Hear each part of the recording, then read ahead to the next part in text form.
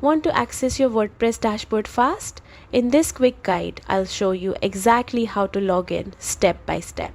Don't forget to like and subscribe for more WordPress tips.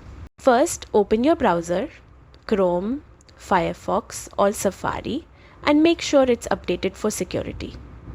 Now, in the address bar, type your website's login URL, which usually looks like yourwebsite.com/admin. Once you're on the login page, enter your admin username and password. If you've forgotten your password, just click on Lost Your Password to reset it through your email.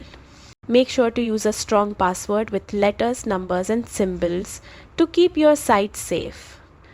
After entering your details, hit the login button and you will be inside your WordPress dashboard, the control center of your entire website. From here, you can manage posts, themes, plugins, and everything else. And that's it. You've successfully logged into WordPress Admin. Subscribe for more quick tutorials and happy WordPress.